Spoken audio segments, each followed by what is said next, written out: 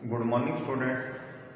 अपना levy and collection of GST से related topic चल रहे हैं। लास्ट क्लास में अपन ने उससे रिलेटेड दो क्वेश्चंस, जो न्यूमेरिकल क्वेश्चंस भी अपन बोल सकते हैं उसको, लेकिन जो प्रोविज़न बेस्ड क्वेश्चन है, जिससे पहले की क्लास में अपन ने उसके जो प्रोविजंस हैं यानी सीजीएसटी है उसको कब लेवी एंड कलेक्शन करना है उसका, या उसका कब उद्ग्रहण या संग्रहण करना है, उससे रिलेटेड जो प्रोविज़न है वो उसके सेक्शन 9 के अंदर दे रखी है। सेक्शन 9 के प्रोविजंस के बाद में कल अपन इसके दो एक न्यूमेरिकल क्वेश्चन अपने किए थे, जिसके अंदर अपने को अलग अलग कंडीशन के अंदर उसकी सप्लाई है जिस पर जीएसटी लगेगा या नहीं लगेगा, वो कंडीशन अपने इसके अंदर देखी थी। इस क्वेश्चन के अंदर बड़ा जो सप्लाई है उसके अंदर कंपोजिट सप्लाई और जो मिक्स सप्लाई है उससे रिलेटेड बता रखा है कि कब उसको कंपोजिट सप्लाई और कब उसको मिक्स सप्लाई के अकॉर्डिंग उसके ऊपर जीएसटी यानी सीजीएसटी अपने को चार्ज करना है। इसी क्रम के अंदर अपना नेक्स्ट क्वेश्चन आता है, क्वेश्चन नंबर जो 3 है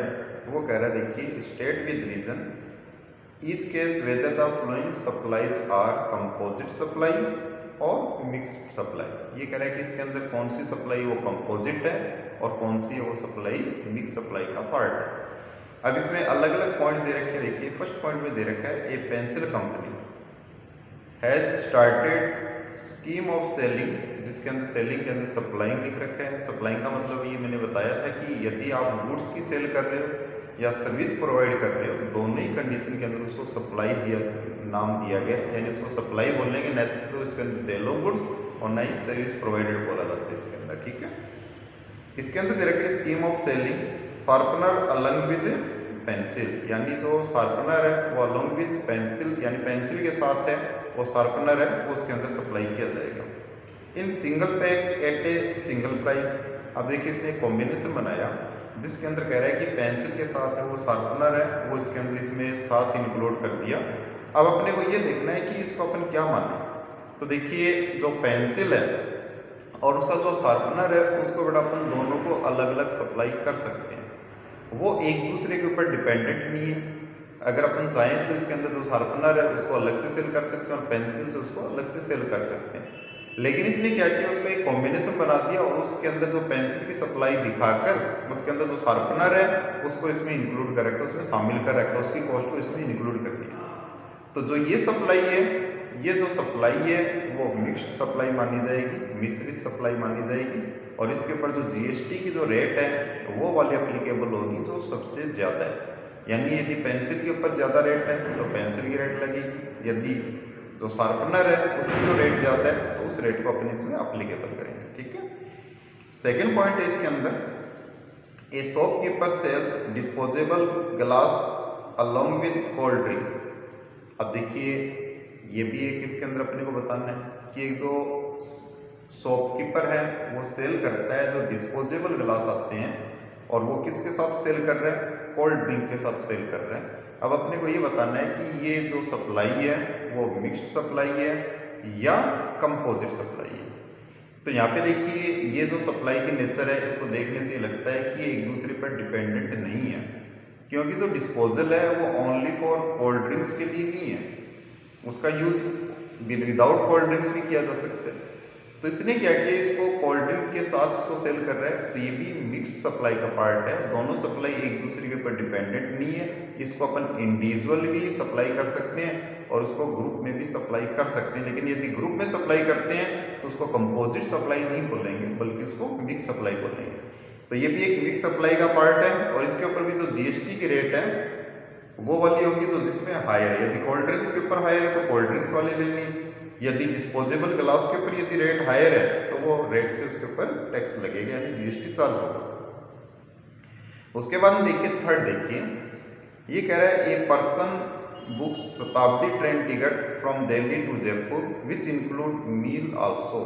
ये कह रहा है कि एक पर्सन ने दिल्ली से जयपुर के लिए शताब्दी एक्सप्रेस के अंदर अपना टिकट बुक किया। उस टिकट के अंदर देखिए पैकेज के अंदर, उस टिकट के अंदर उसने दो चीज़ इंक्लूड कर रखी है, यानी उसकी ट्रेन का किराया भी है और जो मील फैसिलिटी ट्रेन में दी जाएगी वो भी इसमें इंक्लूड है। तो ये कंपोजिट सप्लाई हो रही है। कंपोजिट क्यों है, क्योंकि देखिए यदि वो ट्रेन में बैठेगा तभी मील मिलेगा उसको, अदरवाइज नहीं मिलेगा। ये नहीं है कि ट्रेन में बैठा नहीं, ट्रेन में जाना नहीं और मील है ना भोजन वगैरह लेके आ सकता है ट्रेन में, वो बेटा पॉसिबल नहीं है, क्योंकि डिपेंडेंट हो गया। यदि वो ट्रेन में जर्नी करेगा तब भी उसको खाने के लिए भोजन की व्यवस्था उसमें ट्रेन में, यानी जो भी नाश्ता है या मान लीजिए लंच है, जो भी फैसिलिटी है वो उसके अंदर दी गई है।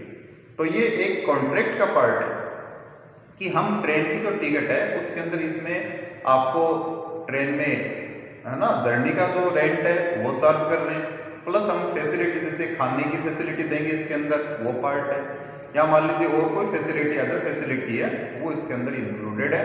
तो ये कंपोजिट सप्लाई है और कंपोजिट सप्लाई के अंदर इसको लिया जाएगा। फोर्थ पॉइंट है इसके अंदर, a person book Air India flight ticket from Delhi to Goa which include luggage also. देखिए लगेज चार्जेस इसके अंदर जो एयरलाइंस होती है उसके अंदर एक पर्टिकुलर वेट के बाद में अपने को यदि ज़्यादा अगर कोई चार्जेज और ले जाना है तो उसके अंदर लगेज चार्जेज एक्स्ट्रा लगता है, लेकिन जब अपन टिकट उसकी बुक करवाते हैं तो उसके अंदर एक पर्टिकुलर लगेज की जो क्वांटिटी तक है वो अमाउंट अपने से वसूल की जाती है कि एक पैसेंजर यदि एयरलाइंस के अंदर आएगा और वो अपनी बुकिंग करवाएगा तो उसके अंदर उसके साथ कितना लगेज होगा वो चार्जेस उसकी टिकट के अंदर इंक्लूड होते हैं। तो अभी ये भी एक पैकेज का यानी कॉन्ट्रैक्ट का चार्ज हो गया, क्योंकि जो पैसेंजर है उसके साथ सीधी सी बात है लगेज मिलेगा और लगेज का जो अमाउंट है वो उससे चार्ज किया जा रहा है। तो ये कॉम्बिनेशन है इसके अंदर कि विदाउट पैसेंजर लगेज के नहीं आ सकता, क्योंकि इसके अंदर लगेज उसके साथ जरूरी है, हो सकता है कम या ज़्यादा वो एक अलग बात है, बाकी एज ए पार्ट और उसके अंदर जर्नी है तो ये भी कंपोजिट सप्लाई ही मानी जाएगी। तो इसके अंदर जो फर्स्ट और सेकंड पॉइंट है बेटा वो तो इसकी मिक्स सप्लाई है, और इसके अंदर थर्ड और फोर्थ पार्ट है वो इसकी कंपोजिट सप्लाई अपने को बता रहा है इसमें। ठीक है, तो ये आपका क्वेश्चन था। अब इसके अंदर इसके अंदर क्वेश्चन में वैसे कोई ज़्यादा नहीं है, लेकिन इसको अपने को डिटेल से अकॉर्डिंग टू प्रोविजंस है वो लिखना है, और लिखोगे तो उसके बाद में ये क्वेश्चन आपका कंप्लीट हो जाएगा। कई बार तो बेटा बहुत सिंपल क्वेश्चन आते हैं, अभी इसका जो लेवल है वो ज़्यादा डीपली नहीं है, एकदम सिंपल बेसिक के ऊपर जो आपका है ना जो जीएसटी बेटा वो भी चल रहा है इसमें। तो इसलिए आप इसको क्वेश्चन के जो प्रोविजंस हैं पहले उनको बढ़िया ढंग से पढ़िए, उसके बाद में क्वेश्चन है वो आप आराम से इसको सोल्व कर सकते हैं। इसके अंदर क्वेश्चन वैसे फॉर्मेट बना के कैलकुलेशन न्यूमेरिकल तो वो हैं, लेकिन इतने ज़्यादा नहीं है। अब जैसे ये अपनी यूनिट फर्स्ट है बेटा यहाँ पे कंप्लीट हो रही है। यूनिट फर्स्ट के अंदर देखिए फर्स्ट चैप्टर जो इसका इंट्रोडक्शन था उसमें क्वेश्चन थे अपने प्रैक्टिकल किए अपने, और वो भी सेम नेचर के क्वेश्चन है। यदि एक क्वेश्चन अगर आपने ढंग से कर लिया तो बाकी के क्वेश्चन आराम से सोल्व कर सकते हो। सेकेंड चैप्टर के अंदर इंपॉर्टेंट डेफिनेशंस आई, जो डेफिनेशन अपन ने इसके अंदर पढ़ी बेटा मेन मैंने आपको सारी डेफिनेशंस हैं जो आपके लिए यूजफुल है या जिसके अंदर थोड़ा कंफ्यूजन रहता है वो अपन ने यहाँ पे डिस्कस की। बाकी की डेफिनेशंस है जैसे नॉर्मल है उसके अंदर वो आप आराम से उसको रीड आउट कर सकते हो। ठीक है, उसके बाद में थर्ड अपना meaning and scope of supply, उसका थर्ड चैप्टर है जिसके अंदर अपने मीनिंग जो सप्लाई का मीनिंग है उससे रिलेटेड जो उसकी करेक्टरिस्टिक्स है बेटा उससे रिलेटेड उसके एलिमेंट्स है या स्कोप ऑफ सप्लाई से रिलेटेड जो पॉइंट्स हैं वो अपन ने डिस्कस किए। अब आता अपना फोर्थ, ये इसके अंदर levy and collection of tax है ना, ये इसका लास्ट चैप्टर है इस यूनिट का। और इसके अंदर देखिए आपके प्रैक्टिकल दे रखे हैं, वो प्रैक्टिकल भी सिंपल है। यदि आपने थोड़े शुरू से जो क्लासेस ली है यहाँ तक अगर आपने पूरी क्लासेस ली है तो आराम से आपको इन बातों का पता है कि इसके अंदर कौन सा पॉइंट है वो क्या है किससे रिलेटेड है। अब अपना नेक्स्ट क्वेश्चन कर रहे हैं अपन फोर्थ नंबर क्वेश्चन इसमें। फोर्थ नंबर क्वेश्चन में दे रखा है from the following information determine the nature of supply and tax liability. अब इसके नेचर का मतलब वही है कि इसके अंदर ये जो सप्लाई है इसके भी बहुत सारे पार्ट है, taxable supply, non taxable supply, zero rated supply, mix supply, composite supply है ना, उसके बाद में इंटरस्टेट सप्लाई, इंट्रास्टेट सप्लाई है ना, ये सब सप्लाई के बहुत सारे पार्ट है। तो ये कह रहा है कि इसके अंदर नेचर अपने को बतानी है, नेचर ऑफ सप्लाई क्या है और उसके टैक्स लायबिलिटी वो इसके अंदर दिखानी है। इसमें दे रखे हैं PQR limited is a dealer of cosmetic supply, यानी जो कॉस्मेटिक जो गुड्स है उसकी सप्लाई करता है। In a package consisting of cream GST rate 18%, यानी इसके अंदर एक पैकेज बनाया इसने, एक पैक बनाया, एक मान लीजिए है ना एक कॉम्बिनेशन बनाया, हो सकता है वो कॉम्बिनेशन हो और हो सकता है वो कॉम्बिनेशन नहीं हो, जिसके अंदर क्रीम बता रहा है जिसकी GST की रेट है वो 18% है। हेयर ऑयल है जिसकी GST की रेट है वो भी 18% है। शैम्पू GST की रेट 28% है। एक कप GST की रेट 12% है। है ना, कम के ऊपर कितनी है बेटा, जीएसटी रेट 12% है। द प्राइस पर पैकेज इसके अंदर 400 यानी 400 रुपये उसने पैकेज की रेट डिसाइड की, एक्सक्लूसिव ऑफ टैक्सेस यानी इसमें टैक्सेस शामिल नहीं है। 1200 packages were supplied by company to its dealer within the state इसमें सप्लाई किए। The GST rate use are illustrate and not actual, ये कह रहे हैं जो इसके अंदर जो रेट लिखी है ना इसने, जैसे हेयर ऑयल, क्रीम, शैम्पू वगैरह की, ये बड़ा जो रेट है वो जरूरी नहीं है एक्चुअल रेट हो, उसको एज ए इलस्ट्रेट किया है, एग्जाम्पल के रूप में लिए इसके अंदर। उसके बाद लास्ट दे रखा है इसके अंदर, अपने को क्या देखना है इसके अंदर, नेचर ऑफ सप्लाई देखना है और टैक्स लायबिलिटी है वो इसके अंदर बतानी है कितनी टैक्स लायबिलिटी होगी। तो सबसे पहले बड़ा ये देखिए इसका क्रीम, हेयर ऑयल, शैम्पू और कम जो इसके अंदर सप्लाई कर रहे हैं वो कंपोजिट सप्लाई है या मिक्स्ड सप्लाई है, सबसे पहले अपने को इस बात को देखना है। तो देखिए इसके अंदर ये जितने भी जो अपने को आइटम दे रखे हैं जो कॉस्मेटिक से रिलेटेड है, इसके ने इसका एक कॉम्बिनेशन बनाया है, इसका एक पैकेज बनाया है, वो पैकेज बड़ा रियल के अंदर पैकेज बनने लायक नहीं है, यानी इसको सेपरेटली भी अपन इसको यूज कर सकते हैं। तो ये जो इसने पैकेज बनाया है उस पैकेज को देख के ये लग रहा है ये कंपोजिट सप्लाई नहीं है, यानी एक दूसरे के ऊपर डिपेंडेंट नहीं है, बल्कि ये इंडिपेंडेंटली रूप से भी इसको अपन सप्लाई कर सकते हैं, बेच सकते हैं। तो फर्स्ट चीज तो ये होगी कि इसके अंदर ये मिक्स सप्लाई है, क्योंकि एक दूसरे पर जब ये डिपेंडेंट नहीं है तो ये क्या है, मिक्स सप्लाई है। उसके बाद में सेकंड अपने को ये देखना है कि इसके अंदर इसकी जो रेट है इसने 400 डिसाइड की, 400 पर पैकेज है, और इसने टोटल जो पैकेज सप्लाई किए वो कितने किए, 1200, यानी 1200 जो पैकेजेस है उसकी जो रेट है 400 पर पैकेज है। अब अपने को ये बताना है कि इसकी जो टैक्स लायबिलिटी है वो कितनी होगी इसके अंदर। तो इसके अंदर देखिए सबसे पहले वैल्यू ऑफ सप्लाई है ना बेटा, वैल्यू ऑफ सप्लाई, ये हम कैसे निकाल लेंगे, 1200 packages at the rate of 400, यानी एक की रेट कितनी है इसके अंदर, 400 रुपए। तो सबसे पहले अपन क्या करेंगे, इसको इससे मल्टीप्लाई कर देंगे तो ये आ जाएगा आपका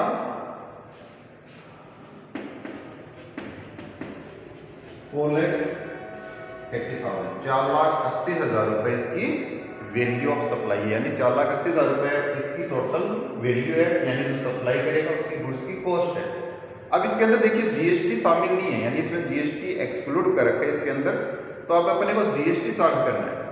तो ये जो नेचर ऑफ सप्लाई है वो मिक्स सप्लाई है। अब जीएसटी की रेट बड़ा अलग अलग है, 18% भी है ना, 28% भी है और 12% भी है। अब अलग अलग जब रेट दे रखी है जीएसटी की और मिक्स सप्लाई है, तो उस स्थिति के अंदर बड़ा आपको पता है ना कि इसके अंदर जो टैक्स लायबिलिटी जब अपन कैलकुलेट करेंगे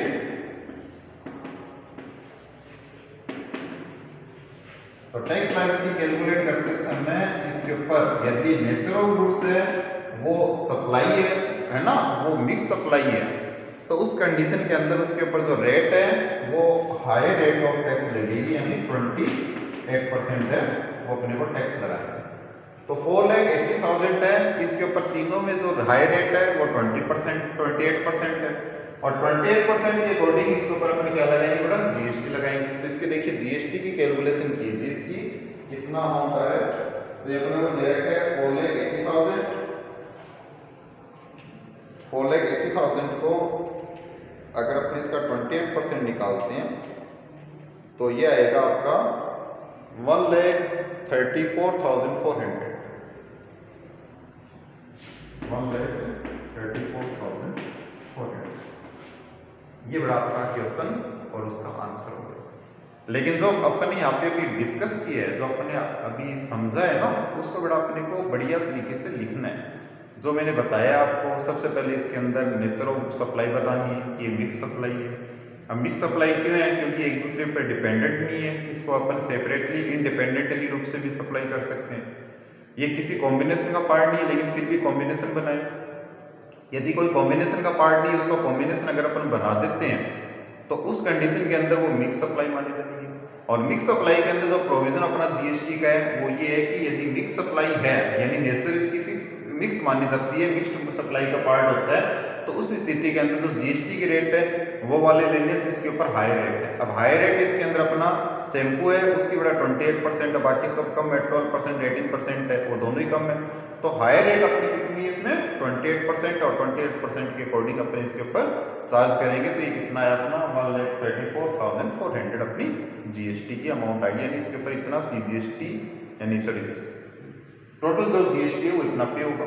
और यदि अपने को इसमें सीजीएसटी पूछे तो सीजीएसटी बड़ा इसमें 14% तो सीजीएसटी है और 14% इसके अंदर एसजीएसटी है। यदि अपने को इसके ऊपर सीजीएसटी निकालना हो सीजीएसटी हो जाएगा इसके अंदर 4,80,000 इंटू 6%। तो इसका बड़ा अपन आधा कर देंगे, हाफ कर देंगे तो ये आ जाएगा, ये आ रहा है अपना कितना 67,200।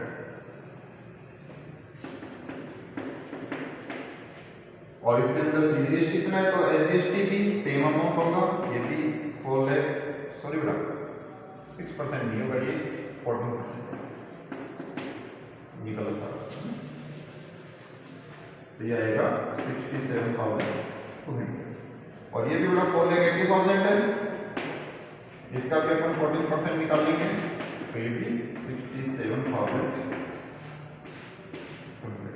रेट भी 14% रहेगी, इसकी हाफ रेट है ना, हाफ के अकॉर्डिंग बड़ा 14% अपन ने इसके ऊपर लिया है। ठीक है, तो ये बड़ा आपका क्वेश्चन है। देखिए क्वेश्चन के अंदर सारा एक पॉइंट यानी एक टर्मिनोलॉजी और उसका जो बेसिस जो नॉलेज ऑफ जीएसटी उसके ऊपर क्वेश्चन बेस्ड है और ये आपका क्वेश्चन कंप्लीट है इसके अंदर। ठीक है, अपन जैसे ये केस स्टडी टाइप से क्वेश्चन है बेटा वो है इसके अंदर, इसमें रीजन पूछा है, क्या कारण है, क्यों है, कितना अमाउंट आएगा, इस टाइप के जो क्वेश्चन है वो केस स्टडी से रिलेटेड क्वेश्चन होते हैं। लेकिन ये केस स्टडी में भी बहुत सिंपल टाइप के क्वेश्चन है वो आपको दे रखे हैं इसमें।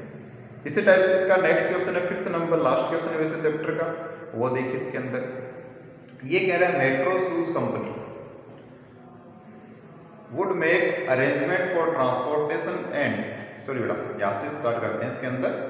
Metro Shoes limited Jodhpur entered into a contract with ABC limited, यानी जोधपुर के अंदर एक मेट्रो शूज लिमिटेड है, यानी एक जूते बनाने के शूज बनाने वाली कंपनी है जिसने कॉन्ट्रैक्ट किया एबीसी लिमिटेड से, जो जयपुर के अंदर for supply of 5,000 pair of shoes, each pair value 400, यानी इसके अंदर कितने जो शूज है यानी 5,000 जो पेयर्स है वो सप्लाई करेगी और उसके लिए जो पर जो पेयर है उसकी कॉस्ट बता रखी है अपने को कितना 400। Goods will be packed in boxes and supply would be made at ABC limited showroom. ये कह रहा है कि इसके अंदर जो गुड्स है उसको पैक करके सबसे पहले बॉक्सेज है यानी डिब्बों के अंदर उसको पैक किया जाएगा और उसके बाद में जो उसका शोरूम है किसका एबीसी लिमिटेड का, उस शोरूम के अंदर उसको सप्लाई के लिए तैयार किया जाएगा। मेट्रो शूज लिमिटेड आगे दे रखा है would make arrangement for transportation, यानी ट्रांसपोर्टेशन का अरेंज करेगी and get them insured during transit, यानी जब वो रास्ते में उसकी इंश्योरेंस भी इसने करवाई है। Packages cost amounted to ₹60,000, transportation freight cost 25,000, insurance charges के अंदर 15,000 दे रखा है। देखिए अब इसके अंदर अलग अलग कॉस्ट है। सबसे पहले जो वैल्यू ऑफ गुड्स है ना, जो उसकी कॉस्ट ऑफ गुड्स है वो तो दे रखी है इसके अंदर 5,000 और उसको 400 के अंदर सप्लाई कर रहा है, तो 5,000 मल्टीप्लाई बाई 400 ये तो इसकी कॉस्ट ऑफ गुड्स होगी। उसके बाद में इससे रिलेटेड जो पैकेज करवा रहा है उसको पैक करवा रहा है बॉक्स के अंदर, उसकी कॉस्ट बता रहा है इसके अंदर पैकिंग कॉस्ट है वो 60,000 60,000 रुपये उसकी कॉस्ट आएगी। ट्रांसपोर्टेशन ऑफ फ्रेट है यानी जोधपुर से जो जयपुर आएगा उस स्थिति के अंदर उसके ऊपर 25,000 है वो ट्रांसपोर्टेशन कॉस्ट लगेगी। उसके बाद इंश्योरेंस चार्जेस उसके ऊपर कितना है 15,000 है, 15,000 रुपये का उसके ऊपर इंश्योरेंस चार्जेस है। उसके बाद ये इसकी जो एक्सपेंसेस हैं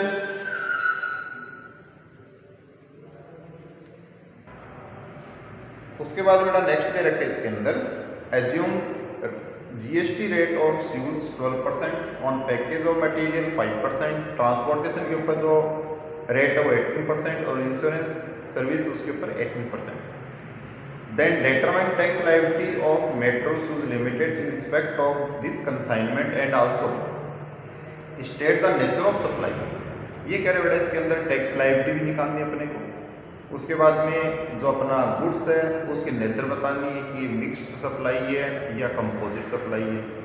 उसके बाद में नेक्स्ट इसके अंदर जो वैल्यू ऑफ गुड्स है वो भी अपने को बताना है कि उसकी जो गुड्स है उसकी कॉस्ट कितनी होगी। तो देखिए सबसे पहले बेटा इसके अंदर ये देखना है कि इसकी नेचर क्या है।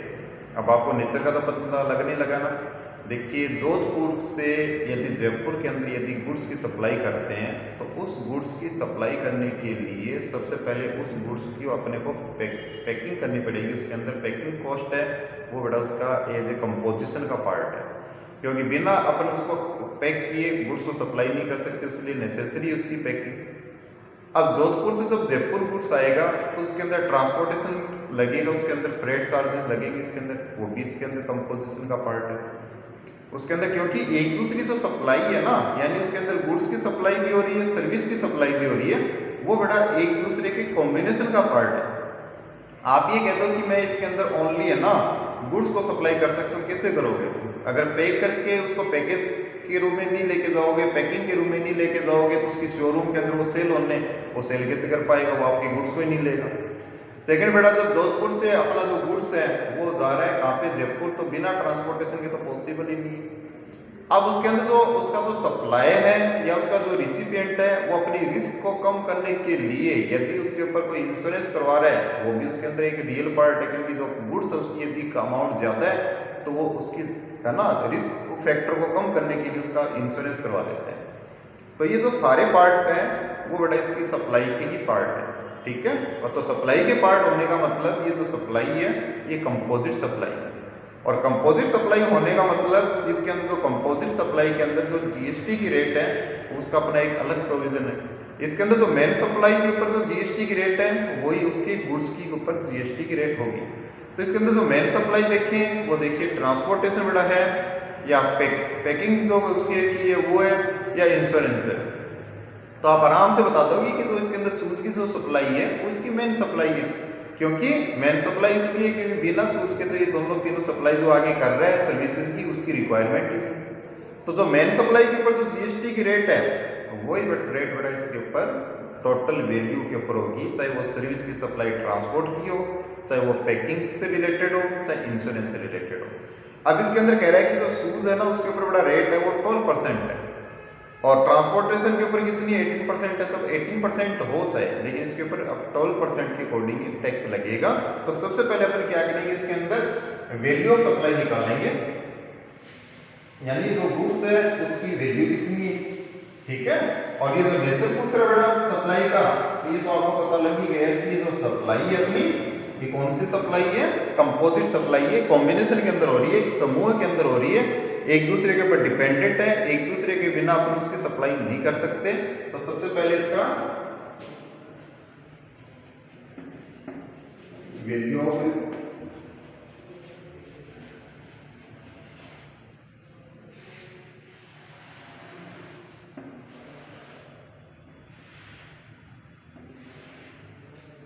इसके अंदर सबसे पहले अपन लिखेंगे कॉस्ट ऑफ गुड्स। इसमें देखिए जो टोटल जो गुड्स है वो बता रहे हैं इसके अंदर कितनी अमाउंट है, 400 पर पेयर है और 5000 पेयर है वो सप्लाई कर रहे हैं। तो इसके अंदर अपना कैलकुलेशन करेंगे 5000 मल्टीप्लाई बाय 400, ठीक है।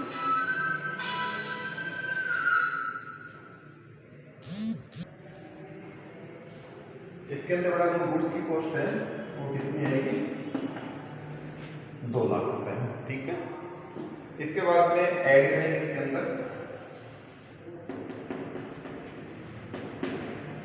Cost of packing. Cost of packing दे रखी है इसके अंदर, जो बॉक्स के अंदर इसको पैक करवाया उसकी जो कॉस्ट है बेटा वो बता रहा है अपने को 60,000 यानी 60,000 रुपए का एक्सपेंडिचर। उसके बाद में ट्रांसपोर्टेशन है,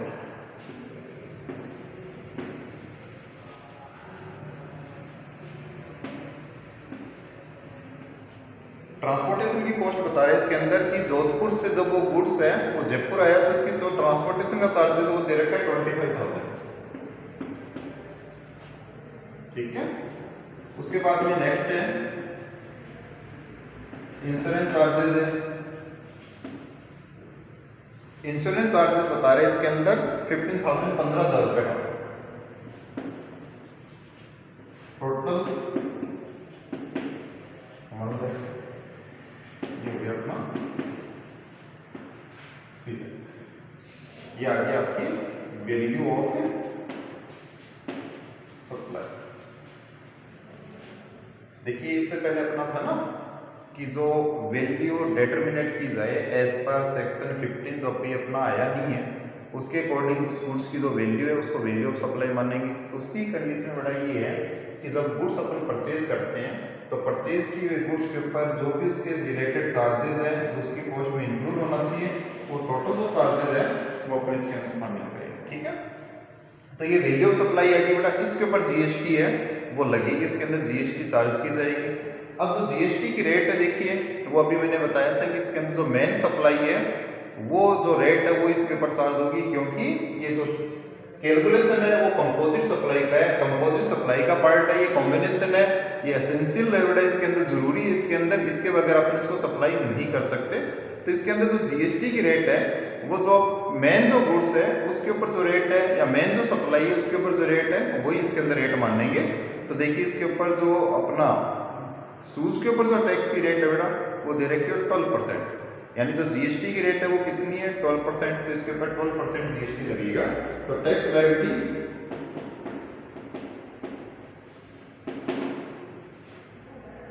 किसका 12% बेटा कितना आएगा 36,000। ठीक है, कैसे निकाला अपन ने, जो 3 लाख है उसका 12% 36,000। अब जो अपने जीएसटी बेटा 36,000 आई है, इसके अंदर देखिए दो सप्लाई है ना, दो टैक्सेस शामिल है, एक तो सीजीएसटी और एक इसमें एचजीएसटी। इसके ऊपर अपना ये 6% और ये भी 6%, तो ये आ जाएगा आपका 18,000 और ये भी 18,000। ठीक है, 18,000 और 18,000। ये बड़ा अपना सप्लाई है उसकी कैलकुलेशन है, यानी इसकी tax liability, value of supply और जो नेचर ऑफ सप्लाई है वो कंपोजिट सप्लाई है, क्योंकि एक दूसरे के बिना इसको अपन सप्लाई नहीं कर सकते, एक कॉम्बिनेशन इसके लिए जरूरी है, उसके बगैर अपन इसकी सप्लाई नहीं कर सकते। तो ये बड़ा आपका क्वेश्चन था, 5th नंबर क्वेश्चन इस चैप्टर का। और उसके बाद में अपना ये चैप्टर कंप्लीट होता है, इस यूनिट का काम कंप्लीट होता है। इसके जो 4 चैप्टर्स हैं वो आप बढ़िया तरीके से तैयार करो बेटा, इसके अंदर बढ़िया ढंग से इसके प्रोविजन देखिए। अब आगे के जो चैप्टर स्टार्ट होने वो बड़ा इस 4 चैप्टर्स के ऊपर बेस है। अगर आपने इन चैप्टर को बढ़िया तरीके से तैयार किया है, अच्छे तरीके से समझा है, तो आगे के चैप्टर आपको और भी अच्छे तरीके से समझ में आएंगे। ठीक है, तो ये अपना आज के लिए बड़ा इतना इस क्लास के अंदर, बाकी अपन नेक्स्ट जो इसका टॉपिक है वो अपनी जो नेक्स्ट क्लास है उसके अंदर स्टार्ट करेंगे।